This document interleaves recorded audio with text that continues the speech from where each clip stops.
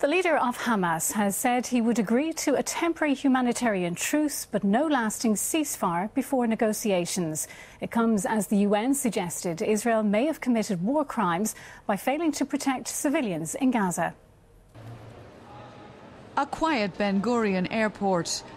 Normally it's a bustling hub, but more airlines have decided not to fly to Israel. If a Hamas rocket can hit a house by the airport, it could hit a plane. Israel has expressed disappointment with the airline's decision to stay away.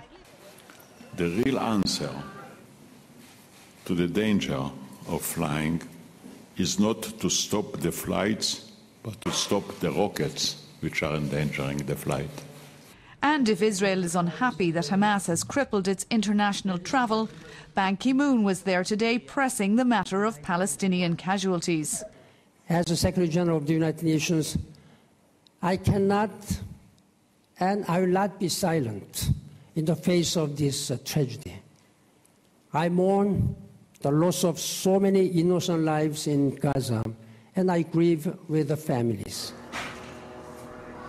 Even as international pressure increases, the war continued unabated from both sides.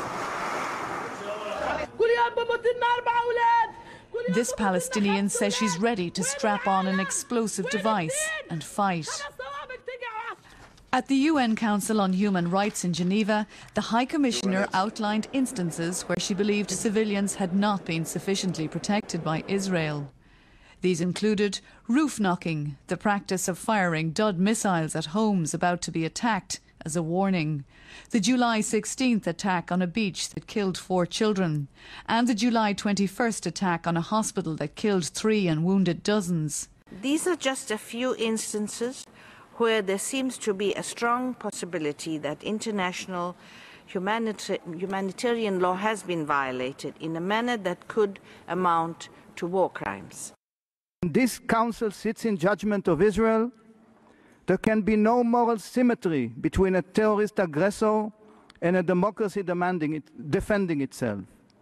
Mr. President, Madam High Commissioner, in the protection of the human rights of Israelis, this council and you, Madam, have failed dismally. A Palestinian resolution calling for an inquiry into violations was passed by the 47-member council. The EU members, including Ireland, abstained because the resolution failed to condemn explicitly the indiscriminate firing of rockets into Israeli civilian areas or recognise Israel's right to self-defence. John Kerry spent the day trying to nudge the parties toward a ceasefire. But tonight, Hamas again rejected the idea of agreeing any ceasefire before negotiations take place. Carol Coleman, RTE News.